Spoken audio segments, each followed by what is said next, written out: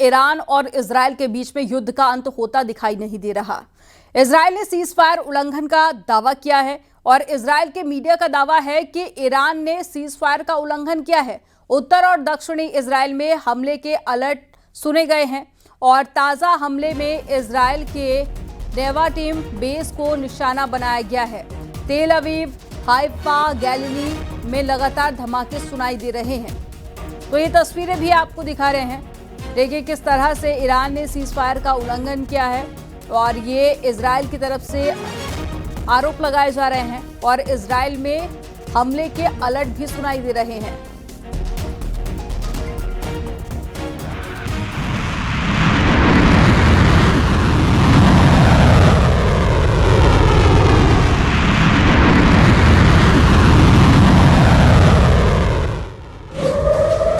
सुन सकते हैं आप सायरन, सुन सकते हैं आप सायरन, सायरन, सायरन आप सुन सकते हैं। बहुत तेजी से लोग भाग रहे हैं। ये देखिए लोग भाग रहे हैं, सायरन्स हो रही हैं। सुनिए,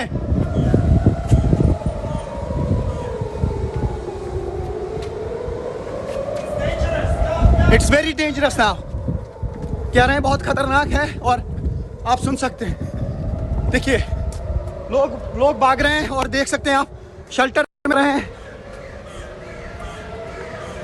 शेल्टर में लोग जा रहे हैं क्योंकि यहाँ पे खतरा हो सकता है। और ये देख सकते हैं आप, यहाँ पे सायरन हर तरफ से बज रही है और हमें जाना पड़ेगा, अंडरग्राउंड जाना पड़ेगा नाउ। पीपल आर रनिंग, आप देख सकते हैं कि लोग जा रहे हैं। मैं भी अब शेल्टर में जाऊंगा, हालांकि वहाँ पे अंडरग्राउंड में कोई कनेक्टिविटी नहीं होती है, शायद आपके साथ राब्ता नहीं रहेगा। तो आप समझ लीजिए अब धमाके सुनाई देंगे और ये अब बहुत खतरनाक स्थिति हो सकती है यहाँ पे। अब मैं जाने की कोशिश करूँगा, शायद आपके साथ अब राब्ता नहीं होगा। आप देखिए कैसे लोग भाग रहे हैं अंदर। ये देखिए ये शेल्टर में जा रहे हैं क्योंकि अब तो शेल्टर में आना ही पड़ेगा अपनी सेफ्टी के लिए। और हर जगह पे होटल्स में अंडरग्राउंड बंकर रखे गए हैं, देख सकते हैं आप। ये अंडरग्राउंड बंकर में जा रहे हैं। ये पूरा सेफ रूम्स हैं, शेल्टर है। और नीचे जाके अंडरग्राउंड अभी लोग आ रहे हैं, पीपल आर कमिंग।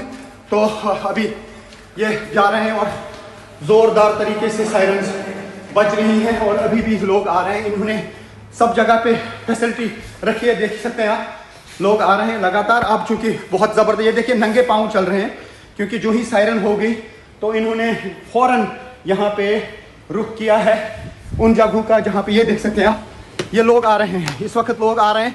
ये देखिए किस तरीके से बुजुर्ग लोग अब शेल्टर में जा रहे हैं। ये हालात आप देख सकते हैं। और जितने भी इर्द गिर्द लोग हैं, इन्हें ओ जोरदार धमाके हो रहे हैं। ये देख सकते हैं आप, ये देख सकते हैं आप, यहाँ पे बहुत ही जोरदार धमाके हुए। ये देख सकते हैं आप, इंटरसेप्शन के छाप जो हैं इंटरसेप्ट किए गए हैं। ये मिसाइल, ईरानी मिसाइल, और हवा में आप देख सकते हैं कहाँ पे लकीर छोड़ के गए हैं। बहुत ज़ोरदार धमाके हो रहे हैं और ये आसमान में आप देख सकते हैं कि क्या हालात हैं यहाँ पे। और ज़ोरदार धमाके हुए, यही वजह है कि सायरन्स पहले बज गई थी। अब कहाँ पे ये गिरे, कहाँ पे इंटरसेप्ट हुए, ये किसी को नहीं मालूम। लेकिन ये एक्सक्लूसिव विजुअल्स आप इस वक्त देख सकते हैं।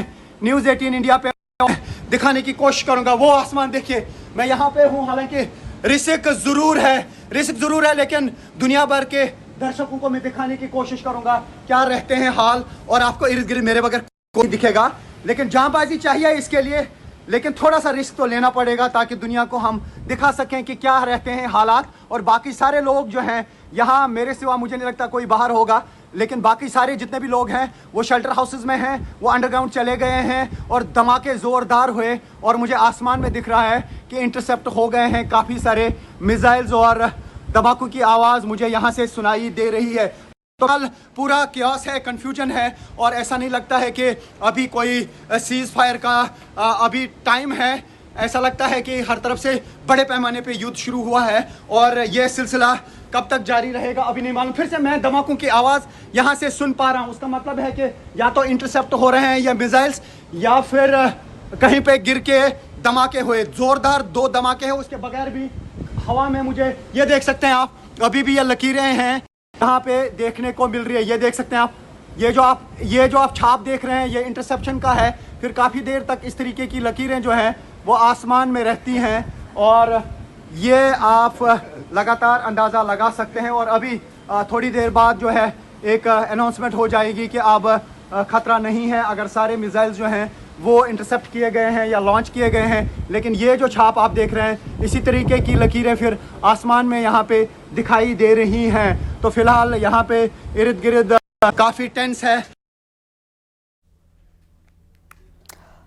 इससे पहले अमेरिका के राष्ट्रपति डोनाल्ड ट्रंप ने ईरान और इजराइल के बीच में सीज फायर का ऐलान किया। ट्रंप ने दावा किया है कि इजराइल और ईरान के बीच में पूरी सहमति बन गई है। राष्ट्रपति डोनाल्ड ट्रंप ने सोशल मीडिया पर लिखा कि इजराइल और ईरान 24 घंटे में युद्ध विराम करने पर सहमत हो गए हैं।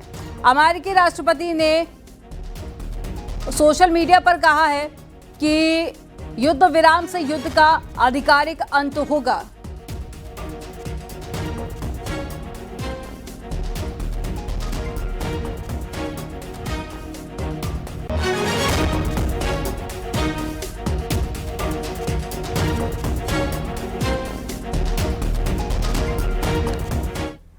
इजराइल ईरान जंग के बीच में रूस से जिस तरह से अमेरिका हमले की निंदा करते हुए कहा कि ईरान को हराना नामुमकिन है और उसके बाद से परमाणु जंग की तैयारियां बेहद तेज हो गई हैं।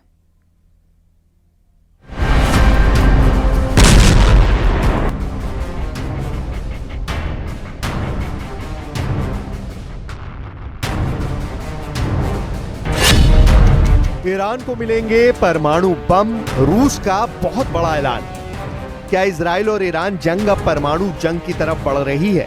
ये दावे इसलिए किए जा रहे हैं क्योंकि अब चीन के साथ साथ रूस खुलकर ईरान के समर्थन में कूद पड़ा है। हम आपको दिखाने जा रहे हैं कि कैसे राष्ट्रपति पुतिन के बेहद करीबी रूस के पूर्व राष्ट्रपति और वर्तमान में रूसी सुरक्षा परिषद के उपाध्यक्ष दिमित्री मेदवेदेव ने ऐलान कर दिया है कि अगर जरूरत पड़ी तो ईरान को परमाणु बम मिल सकते हैं। दिमित्री मेदवेदेव ने ये नहीं बताया कि ईरान को ये परमाणु बम कौन सा देश देगा, लेकिन इतना जरूर कहा है कि दुनिया में कई ऐसे देश हैं जो ईरान को परमाणु हथियार दे सकते हैं। राष्ट्रपति पुतिन के राइट हैंड दिमित्री मेदवेदेव के इस बयान से अमेरिका और इजराइल में एटमी खौफ पैदा हो गया है। साथ ही ये खतरा भी पैदा हो गया है कि क्या ईरान अब इजराइल को पूरी तरह से तबाह कर सकता है, क्योंकि 11 दिन की जंग में शुरू के 5 दिन तक तो ईरान पर इजराइल के एक तरफा हमले ने भयंकर तबाही मचाई। लेकिन 17 जून के बाद से ईरान की खतरनाक मिसाइलों ने इजराइल की राजधानी तेल अवीव, बंदरगाह शहर हाइफा और यरूशलेम को मिसाइलों से तबाह करके रख दिया है। 2000 किलोमीटर दूर से ईरान जिस तरह से अपने दम पर इजराइल पर हमला कर रहा है, उससे ये साबित हो रहा है कि ईरान लंबी जंग की तैयारी कर चुका है। और अब रूस की शह पर अगर ईरान को परमाणु हथियार मिल गए तो फिर अमेरिका और इजराइल एक सर्वनाश जंग में फंस जाएंगे। ईरान की तरफ से जो बैलिस्टिक मिसाइल इस्तेमाल किए जा रहे हैं उनमें कितनी क्षमता है, उनमें कितनी ताकत है, पहले आपको मैं दिखाने की कोशिश करूंगा। ये पूरा एरिया जो है ये यहाँ पे मुतासिर हुआ है और 40 के करीब मकान बताया जा रहा है कि डैमेज हुए हैं और पार्शल डैमेज 10-20 मकान हुए हैं और थोड़ा सा नुकसान बाकी मकानों को हुआ है। कुल मिला के 400 मकान जो हैं इस अटैक की जद में आए हैं। मैं दिखाने की कोशिश करूंगा। तो ये आप देख सकते हैं कि किस तरीके की तबाही यहाँ पे हुई है। इर्द गिर्द बहुत ज़्यादा इसका ये जो है असर रहा है इस मिसाइल का, क्योंकि जो आयरन डोम है, आयरन डोम उस मिसाइल को इंटरसेप्ट नहीं कर पाया। ईरान का 21वां हमला शुरू, अब आ रहे हैं एटम बम। 13 जून को इजराइल ने ईरान के खिलाफ ऑपरेशन राइजिंग लायन शुरू किया। इस ऑपरेशन के ठीक 9 दिन बाद अमेरिका ने ईरान पर 22 जून को ऑपरेशन मिडनाइट हैमर के तहत उसके 3 परमाणु ठिकानों को तबाह कर डाला है। कुल मिलाकर 11 दिन से ज्यादा की जंग में ईरान तबाह और बर्बाद हुआ है।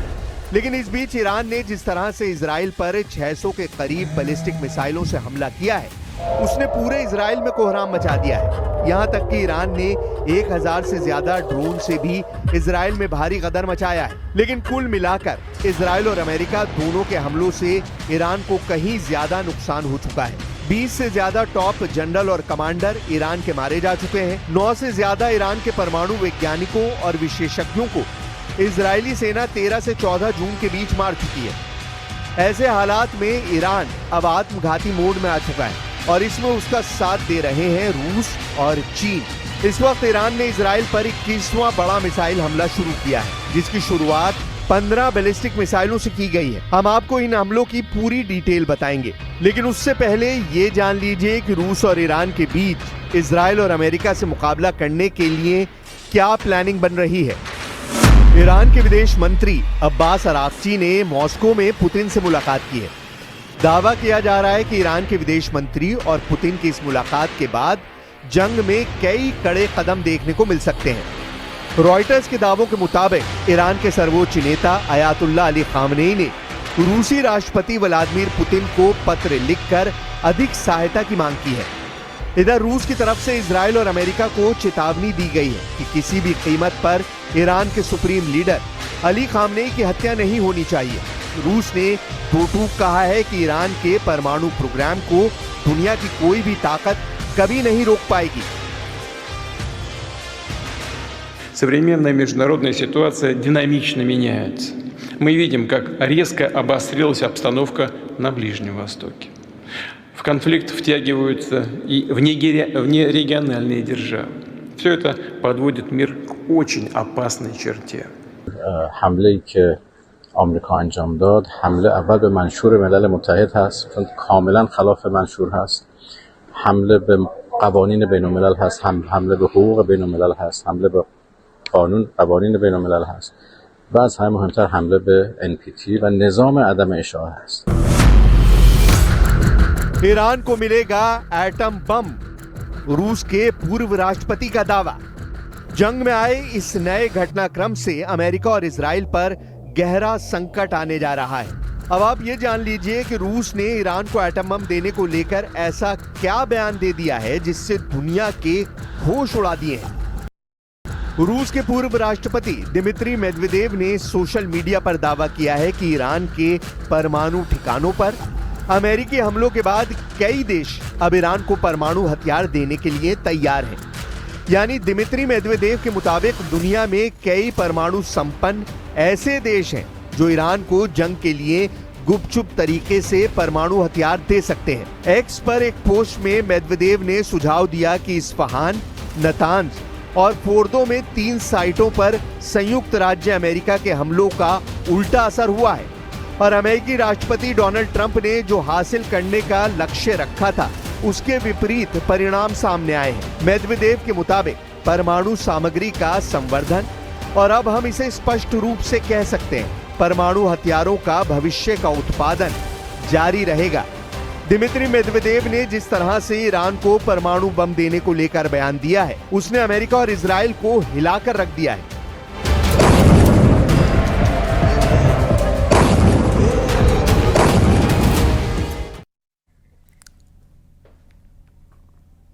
इजराइल ने ईरान पर अपने हमले में फोर्डो न्यूक्लियर साइट को एक बार फिर से निशाना बनाया है।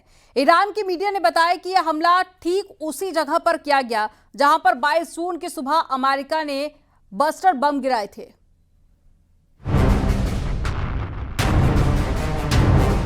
इजरायली सेना ने 23 जून की सुबह ईरान के 6 airport Mashhad, Tehran, Hamdan, देजफुल, Shahid बख्तरी और तबरीज पर भी ड्रोन हमले किए।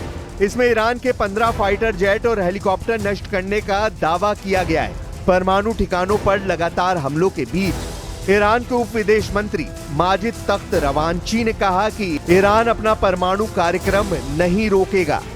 ईरान के मिलिट्री सेंट्रल कमांड के प्रवक्ता इब्राहिम जुल्फागरी ने कहा, गैम्बलर ट्रंप, आपने युद्ध शुरू किया है लेकिन इसे खत्म हम करेंगे।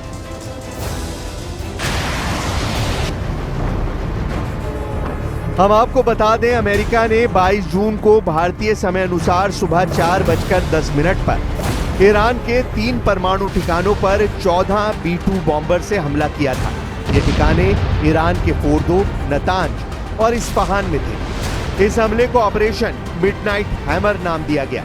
इस दौरान अमेरिका ने फोर्दो और नतांज पर 30,000 पाउंड यानी 14,000 किलो के 1 दर्जन से ज्यादा GBU-57 बम यानी बंकर बस्टर गिराए। वहीं इस्फहान और नतांज पर 30 टॉमहॉक क्रूज मिसाइल भी दागी। इन्हें 400 मील दूर अमेरिकी पनडुब्बियों से लॉन्च किया गया था। इस पूरे ऑपरेशन में कुल 75 प्रिसिशन गाइडेड वेपन्स यानी सटीक हमला करने वाले हथियारों का इस्तेमाल किया गया। वहीं हमले में अमेरिका के 125 लड़ाकू विमानों ने हिस्सा लिया, जिसमें फाइटर जेट्स, रिफ्यूलिंग टैंकर और स्टेल्थ विमान शामिल थे। एक न्यूज एजेंसी के मुताबिक इस ऑपरेशन के लिए अमेरिका की ओर से खास रणनीति बनाई गई थी। इसकी तैयारी पिछले 2 साल से की जा रही थी। अमेरिका ने हमले से पहले B-2 बॉम्बर्स को देश की पश्चिमी तरफ तैनात कर भ्रम पैदा किया और ईरान को हमले का पता नहीं लग पाया। ईरान अमेरिका के पूर्व में स्थित है। अमेरिकी अधिकारियों के मुताबिक ईरान की वायु सुरक्षा अमेरिका की इस चाल से अनजान रही। किसी भी रडार या मिसाइल रक्षा प्रणाली ने इन बॉम्बर्स विमान को ट्रैक नहीं किया।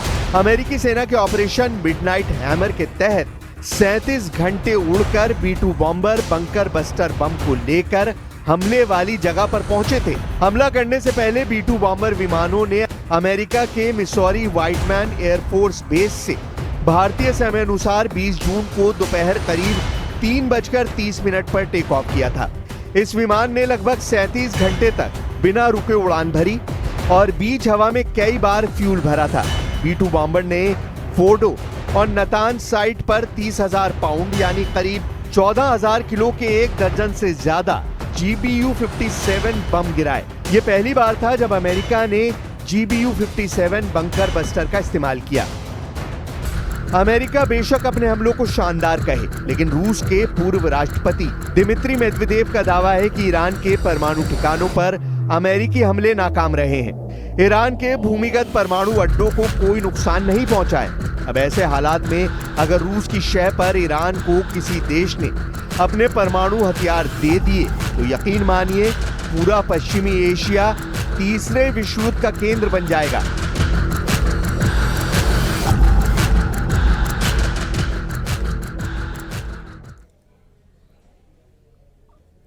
और एक बड़ी खबर मिल रही है, ईरान ने युद्ध विराम की घोषणा कर दी है। ईरान के सरकारी टीवी पर युद्ध विराम की घोषणा की गई है। एक बड़ी खबर आपको बता रहे हैं। पिछले कई दिनों से ईरान और इजराइल के बीच में युद्ध चल रहा था और इसमें अमेरिका की एंट्री भी हो गई थी। इससे पहले ट्रंप ने सीजफायर की जानकारी सोशल मीडिया पर ट्वीट करके दी थी और अब ये जानकारी ईरान की तरफ से शेयर की गई है। ईरान के सरकारी टीवी चैनल पर युद्ध विराम की घोषणा कर दी गई है।